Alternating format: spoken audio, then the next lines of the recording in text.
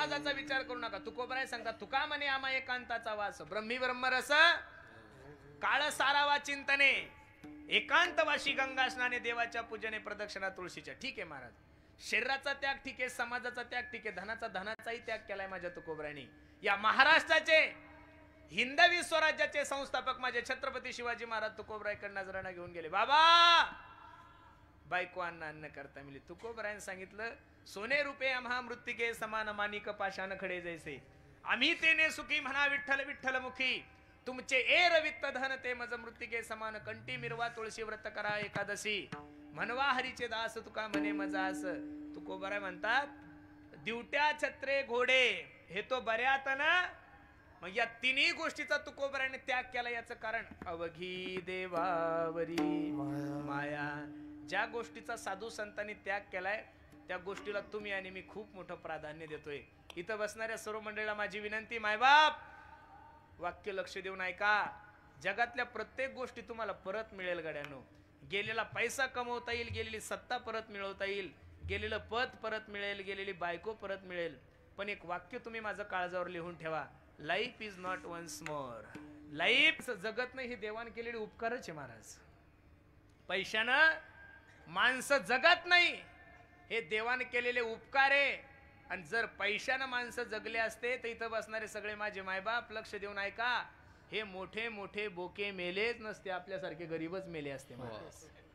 तिथं कोणाचाच वशिला चालत नाही. मग एवढा सुंदर नर्दे तुमच्याने माझ्या जीवनात प्राप्त झालाय. कबीर महाराज किती गोड सांगतात पहा. हे थाप दे. औट हात का मानव देह, भगवान ने तुझको दिया, खाया पिया सुख से सोया, नाहक जमाना खोया. एवढा 3.5 हाताचा नरद्य माझ्या जगाच्या मालकाने तुम्हाला भगवंताच्या चिंतनासाठी दिलाय. म्हणून सर्वांना माझी विनंती, देवाचं चिंतन करा. तुमचा आणि माझा देवावर विश्वास कमी पडतोय. अरे डॉक्टर ज्यावेळेस 4 तास ऑपरेशन करतात आणि ऑपरेशन थिएटरच्या बाहेर ज्यावेळेस डॉक्टर येतात त्यावेळेस नातेवाईक विचारतात, ओ डॉक्टर साहेब कसं आहे आमचं पेशंट. डॉक्टरच्या मुखातून पहिला शब्द निघतो, हो मला जेवढे प्रयत्न करता आले तेवढे मी केले. आता या पेशंटला वाचवायची जबाबदारी जर कोणाची असेल तर ती फक्त कोणाची आहे, देवाची आहे. जाणकार मंडळीला माझी विनंती आहे, जिथं विज्ञान संपत तिथं आमचं अध्यात्म सुरू होतं, तर आमच्या अध्यात्माचा शेवट कुठं असेल याचा प्रत्येकाने विचार करा गड्यांनो. विश्वास नाहीये तुमचा आणि माझा, देवावर विश्वास ठेवा. एका माणसाची सिर ब्लॉकेज झाली, लातूरच्या सगळ्यात मोठ्या महागड्या हॉस्पिटलमध्ये त्याला भरती केलं. 4 तास ऑपरेशन झालं. ऑपरेशन थिएटरच्या बाहेर डॉक्टर आले. त्यावेळी डॉक्टरने बिल काढलं 25 लाख रुपये. किती बिल काढलं? 25 लाख रुपये बिल पाहिल्यानंतर तो म्हातारा जोऱ्या जोऱ्यात रडायला लागला. डॉक्टरला दया आली. डॉक्टर माळकरी होता. ओ बाबा माळकरी दिसताय तुम्ही, पंढरपूरचे वारकरी. हो हो हो. हे 25 लाख रुपये जर तुम्हाला थोडे जास्त वाटत असेल तर त्यातले मी 10-5 लाख रुपये कमी करतो. फक्त तुम्हाला माझी विनंती आहे, आय एम रिक्वेस्ट, तुम्ही फक्त रडू नका, कारण तुम्ही माझ्या आजोबासारखे दिसता.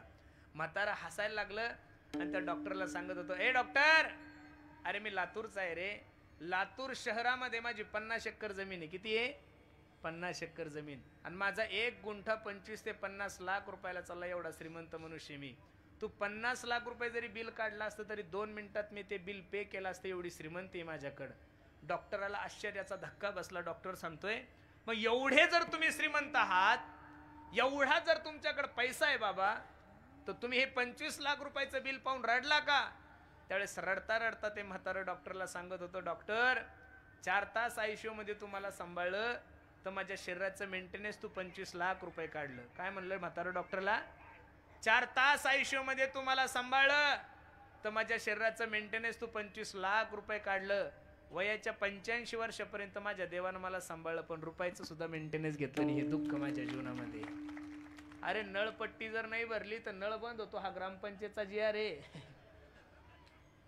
घरपट्टी जर नाही भरली तर तुम्हाला ग्रामपंचायतला उभं राहता येत नाही. हा जी आर आहे ग्रामपंचायतचा. लाईट बिल जर नाही भरलं तर मीटर कट करतात तुमचं. ही लोड शेडिंग आहे. लक्ष देऊन ऐका. सकाळी 6:30 वाजता सूर्य उगवतो, संध्याकाळी 5:30 वाजता सूर्य मावळतो.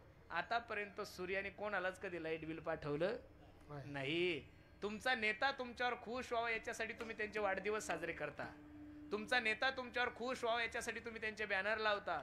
तुमचा नेता तुमच्यावर खुश व्हावा याच्यासाठी तुम्ही त्यांच्या कामं करता. अरे आईबाप खुश व्हावे याच्यासाठी आपण त्यांच्या पुण्यतिथ्या घालतो, त्यांची सेवा करतो. देवानं तुमच्यावर कृपा करावी याच्यासाठी तुम्ही काय केलेलं आहे, मी काय केलं, हा सर्व जाणकार मंडळीला माझा प्रश्न आहे. आपण एवढे सावध आहोत महाराज. पोरीला MBBS कसं करायची तयारी चालू आहे, शेतात काय लावायचं याची तयारी चालू आहे. 2024 ची तयारी लोकांनी आजपासूनच सुरू केलेली आहे. बरोबर आहे का नाही?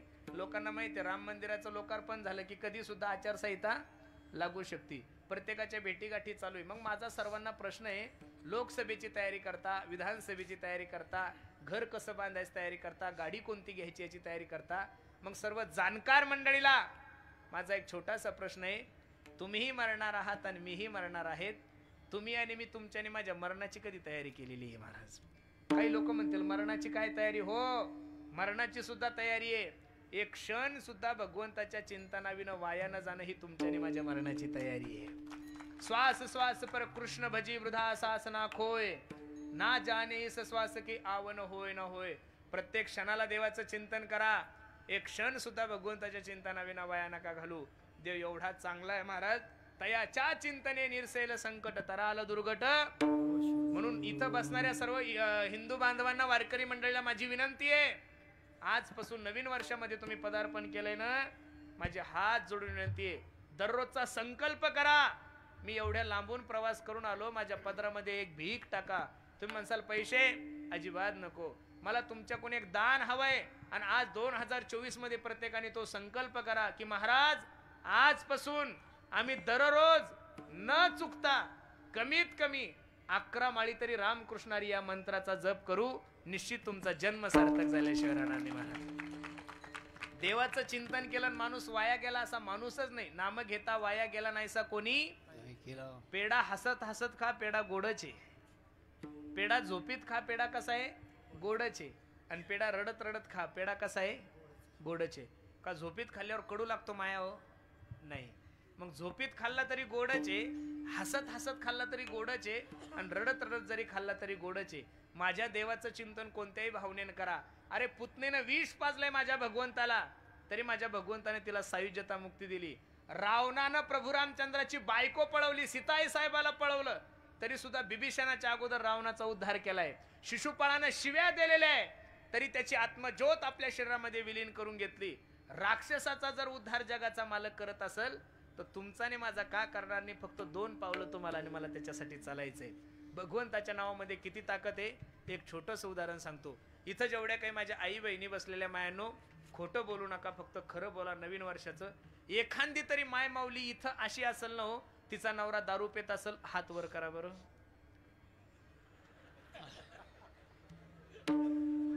अजिबात तसली गलती करू.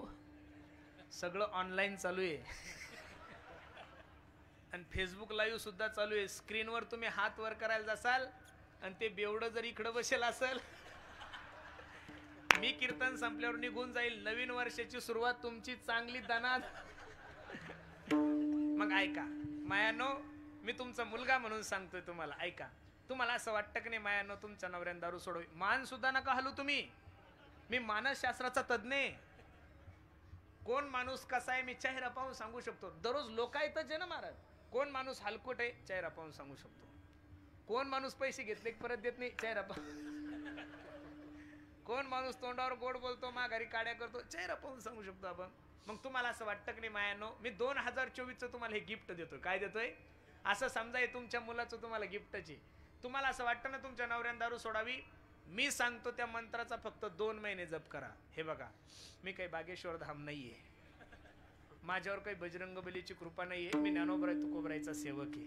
मला काही जादूही जमत नाही. आणि लाईव्ह चालू आहे महाराज, तुम्ही रेकॉर्ड करून घ्या. मी सांगतो त्या मंत्राचा माया हो, फक्त 2 महिने जप करा. नवीन वर्ष आहे, आजपासून सुरू करा. आजचा दिवस गेला, उद्यापासून सुरू करा. जानेवारी फेब्रुवारी ह्या 2 महिन्यात जर तुमच्या नवऱ्यानं दारू नाही सोडली तर हा पुरुषोत्तम पाटील कीर्तन करायचं सोडून दिली. एवढी ताकद भगवंताच्या नामामध्ये. काही माय मावले तर म्हणतील भाऊ बाकीचं कीर्तन राहू दे, पहिला मंत्र सांग. बरं, मी दुसऱ्या संप्रदायाचा माणूस नाही, मी वारकरी संप्रदायाचा पाईक आहे. आणि वारकरी संप्रदायामध्ये फक्त एकच मंत्र आहे, बाबाजी आपुले सांगितले नाम आणि मंत्र दिला राम कृष्णारी. प्रत्येक माझ्या इथं बसणाऱ्या आईला स्वयंपाक करायला 1 तास लागतो. चपाती भाजी वगैरे कापण्यासाठी वगैरे किती वेळ लागतो माया हो? उद्यापासून करून तर बघा. 1 रुपया ऍडव्हान्स घेत नाही हो मी, खरं सांगतोय तुम्हाला. हा, गुण आल्यानंतर तुम्हाला काय हवेटच 2-4 एकर माझ्या नावावर करायची नाही म्हणणार नाही मी, पण अगोदर 1 रुपया नाही. सकाळी उठल्या स्वयंपाक सुरू झाला की स्वयंपाक संपेपर्यंत कोणालाच बोलू नका, मोबाईल खेळू नका. सुरू झालं की रामकृष्ण हरी रामकृष्ण हरी रामकृष्ण हरी रामकृष्ण हरी रामकृष्ण हरी रामकृष्ण हरी. असं जर 1 तास भजन केलं तर 5000 वेळेस नामस्मरण होतं. किती वेळेस होतं? किती माया हो? किती? मग स्वयंपाक तुम्हाला 2 टाइम करावा लागतो, सकाळचा एकदा आणि संध्याकाळचा एकदा. मग सकाळचं 5000 आणि संध्याकाळचं 5000. नामस्मरण किती झालं माया हो? किती? 10,000 नामस्मरणाचं पुण्य ज्यावेळेस त्या जेवणात जाईल ते जेवण राहणार नाही, तो प्रसाद तयार होईल. काय होईल? प्रसाद. आणि तो प्रसाद तुम्ही 1 नंबरच्या बेवड्याला फक्त श्रद्धेनं 2 महिने खाऊ घाला. किती? तुम्ही जसं खासाल तशी बुद्धी होईल ना महाराज. तुम्ही अजून सुद्धा सर्वे करा. तूप खाणारे लोक हे आपल्या पुढचेच आहे महाराज. 48 कलेक्टर आहे महाराष्ट्रात. किती आहे? 1, 2, 3 कमी जास्त असतील पण धरून चला. 48 कलेक्टर पैकी 38 ते 39 कलेक्टर तूप खाणारेच. मंत्री जरी तुमचे असले तरी पिये तूप खाणारेच. विधानसभेचे सचिव पहा, केंद्राचे सचिव पहा, महाराष्ट्रातील जेवढे पिक्चरचे दिग्दर्शक आहे, जेवढे मोठे मोठे गायक आहे. मागच्या वर्षी मला वाटतं देशपांडे सरांचं गायन झालं, सुरेश वाडकर, सचिन तेंडुलकर, लता मंगेशकर. तुम्ही नावं वाचा फक्त, मी तुम्हाला सांगतो यातला कोणीच कोंबड्या खाणारा नाही, सगळे तूप खाणारेच महाराज. इथं जेवढे काही मंडळी बसलेले, माझा प्रश्न आहे तुम्हाला, कधी तुम्ही एखादा पाहिला का तूप खाणारा मनुष्य? ट्रॅक्टर ड्रायव्हर असले हलकट काम ते करणारच नाही. क्लास 1 क्लास 2च. कळलं ना तुम्हाला? नाही कळलं तरी ताण नका घेऊ, आपल्याला पुढे चालायचं. चला, तुम्ही देवाचं चिंतन करा महाराज. तयाच्या चिंतने निरसेल संकट, तराल दुर्घट भव सिंधू. तयाच्या चिंतने निरसेल संकट, तराल दुर्घट. भगवंताचं चिंतन करा आणि भगवंताचं जर चिंतन केलं तर निश्चित तुमचे संसार रूपी नौका माझा जगाचा मालक पार केल्याशिवाय राहणार नाही. विठोबा रखुमाई जय जय. टाळी टाळी टाळी.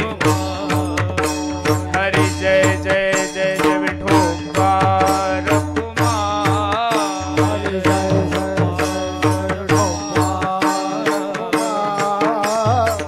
विठोबा रखुमाई विठोबा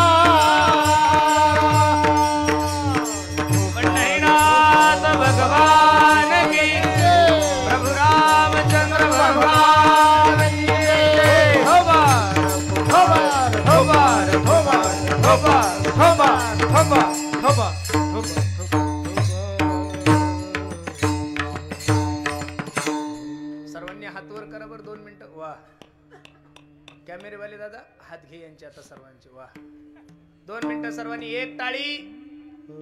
एक बोल ताला स्वरात फक्त 40 सेकंद माझ्या पाठीमागे सर्वांनी म्हणायचंय. Hello hello hello. हा तुलेल हरी काना विठ्ठल पांडुरंगा. तुलेल हरी काना विठ्ठल पांडुरंगा.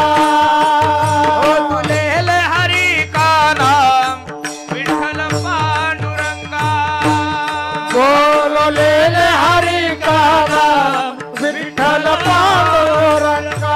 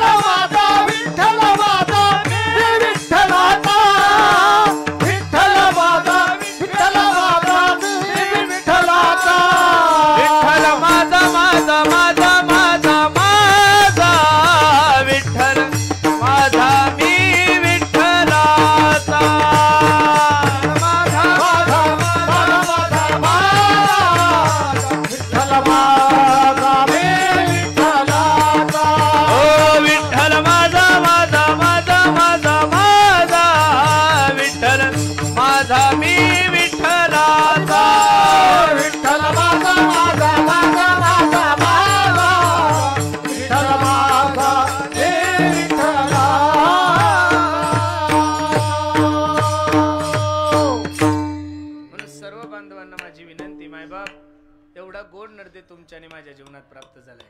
संधीचं सोनं जीवनामध्ये करा. वेळ नका वाया घालू. बरं जीवनामध्ये वेळ वाया गेल्यानंतर एक गोष्ट माणसाच्या जीवनामध्ये उरते, तिचं नाव आहे पश्चाताप. गाडी येण्यापूर्वी बस स्टॉपवर गेलं पाहिजेत. गाडी निघून गेल्यानंतर बस स्टॉपवर जाऊन काय फायदा आहे.